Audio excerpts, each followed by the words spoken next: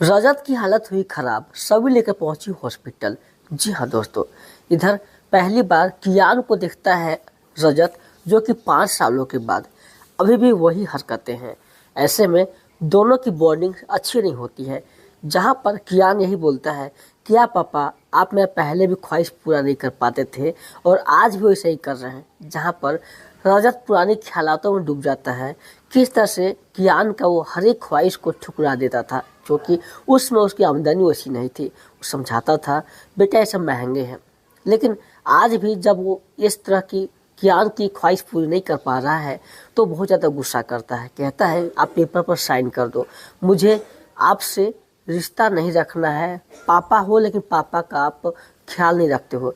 और अंकल अच्छे हैं, हमें हर एक ख्वाहिश को पूरा करते हैं, और मुझे जो है चाहता हूँ मैं कि वहाँ पर आपका नाम पापा की जगह हटाकर अर्श अंकल की रखूँ। तभी यहाँ पर रजत उसका घुटने टेक देता है और कहता है बेटा ज़्यादा जिद अच्छा नहीं होता है, और आपको क्या लगता है अगर मैं साइन कर दूँ तो आपकी सारी प्रॉब्लम दूर हो जाएगी। वो जो है खुद पर ऐसी वैसी बातें को सोचकर बहुत ज़्यादा रोने लगता है और उसे घुटने टेक कर यही बोलता है बेटा आप बड़े हो गए, अब समझदार हो जाओ, आपको इसकी ज़रूरत नहीं है, आपकी पढ़ाई लिखाई की ज़रूरत है। लेकिन यहाँ पर कियान नहीं समझता है, क्योंकि उसे अर्श ने इतना कुछ बदल दिया है कि रजत को समझ नहीं आता है।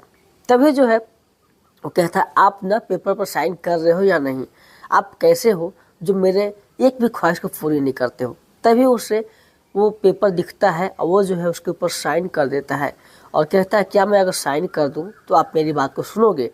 तो बोलता है पहले का पेपर पर साइन करो। साइन करने के बाद बोलता है आप खुश हो गए, बोलता हाँ।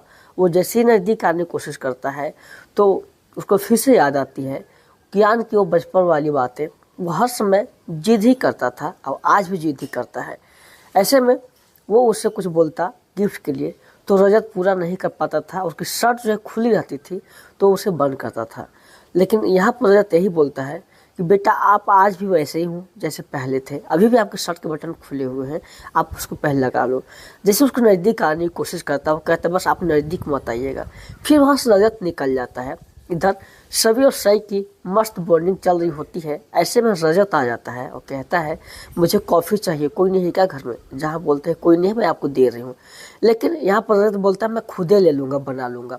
तभी वो चला जाता है किचन में और उसे सामान नहीं मिल रहे होते हैं। जहाँ पर सभी आ जाती है, आप क्यों परेशान हो रहे हो, मैं बना दूँगी ना।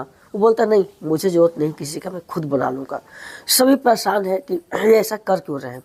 इधर सई का दीपक बुझ रहा होता है, जहाँ पर सब लोग दौड़ के आते हैं, फिर दीपक को बुझने से बचा लेते हैं। लेकिन यहाँ पर जो है रजत का हाथ जल जाता है, वो जोर से चिल्लाता है। सई कहती जोर से लगी पापा। फिर सभी जाते उसकी मदद करने के लिए। कैसे लग गई, इसमें पानी डाल देता हूँ आपको शायद आराम मिलेगा। फिर रजत को वो पुरानी बातें याद आता है कि किस तरह से आस्का के साथ होता था। जब मेरी हाथ चलती थी तो मैं उसको बुलाता था तो आती नहीं थी, बोलती थी पानी डाल लो। तभी वहाँ पर आ जाता है उसका बेटा कियान और कियान को बड़ा सा गिफ्ट देती है जो रजत नहीं कभी दिला सका। वो कहती है कि आपके पापा में दम नहीं है, ये अर्श अंकल ने भेजा है। जहाँ पर वो उस समय से ही अर्श से प्यार करती थी। ऐसे में रजत बस देखता ही रह जाता था और यहाँ पर चिल्ला उठता है सई के ऊपर में जोर से। तभी सई वहाँ से गुस्से से चली जाती है। ऐसे में वो कहती है कि आपको कम से कम बेटे के सामने ऐसा नहीं बोलना चाहिए था, आप कैसे इंसान हैं, आप कुछ समझते ही नहीं है बात को लेकर। सभी बहुत ज़्यादा रजत को डांटना शुरू कर देती है, जहाँ रजत को बहुत बुरा लगता है।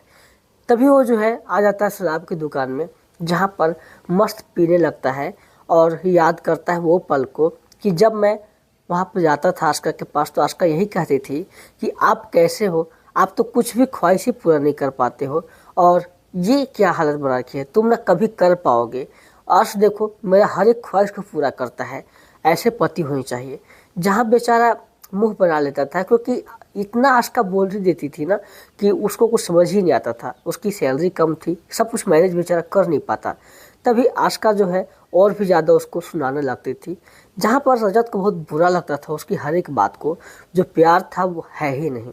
यहाँ पर वो सारी बातों को याद करते हुए ना बस मायूस रहता है और ड्रिंक लेते रहता है। किस तरह से कियान हमको पापा नहीं समझ पाता है। तभी जो है उसकी बोतल ना कम पड़ रही होती है। इधर दूसरी तरफ में दिखाया जाएगा कि जगराता का टाइम होता है, वहाँ पर कहते हैं आज रात में कौन जागेगा। तभी वहाँ पर आ जाता है अमन और कहता है मैं जागूंगा लेकिन मुझे साथ चाहिए मीनू का। ऐसे में वहाँ पर कुछ परिवार वाले कहते हैं तुम जागोगे, तो वहाँ पर इसके जीजू बोलते हैं कि नहीं, ऐसा तो मैं कभी होने ही नहीं दूंगा, मैं अपने बहन का साथ दूंगा, रात में जाऊँगा साथ में, लेकिन तुमको कभी नहीं। लेकिन ऐसे में सब लोग समझाते हैं कि आपके पास टाइम है, लेकिन अमन कहता है आप क्यों चिंता कर रहे हैं, हम तैयार हैं ना, अगर आप लोग की राय हो तभी। जहाँ पर पूछा जाता है मीनू से तो मीनू भी तैयार हो जाती है।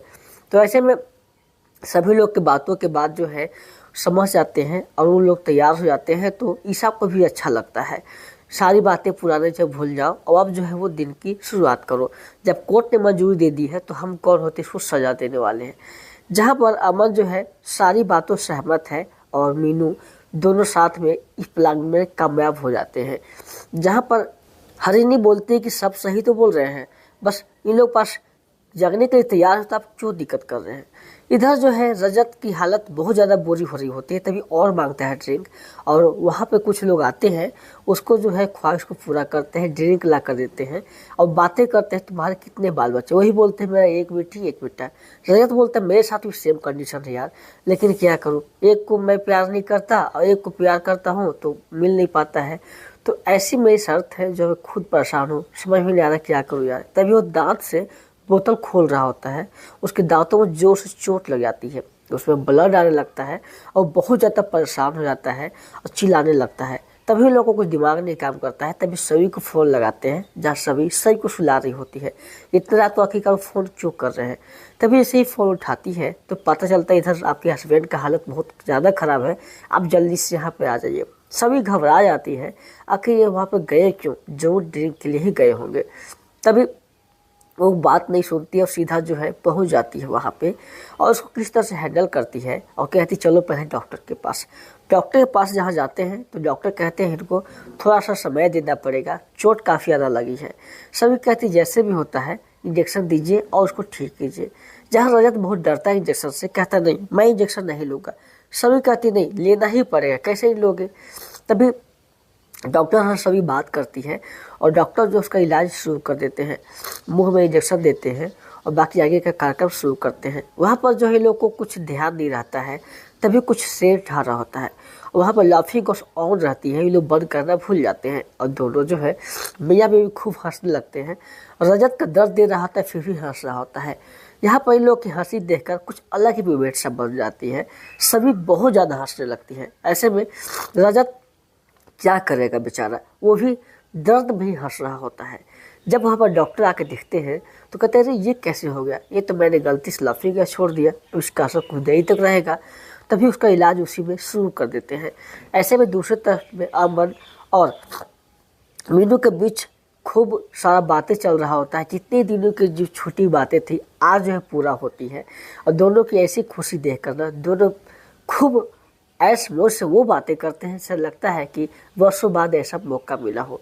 अमन अपने प्यार को पाना चाहता है और दोनों एक दूसरे गले भी लग जाते हैं। मानो ऐसा लगता है कि दोनों के बीच प्यार कभी ख़त्म ही ना हो। माता रानी के सामने ही इन लोग को आशीर्वाद मिलता है। इधर जो है इन लोग की हालत बहुत ज़्यादा ख़राब हो जाती है और फिर सभी टेंशन करने लगती है ये कैसे हो रहा है इनको, और सभी का हाथ वो पकड़ लेता है। आने वाले एपिसोड में दिखाया जाएगा जो कि रजत के हर एक फैसले सभी को पसंद नहीं आते हैं, जिसका पूरा एपिसोड स्टार शो जियो हॉटस्टार पर आप देख सकते हैं। वीडियो को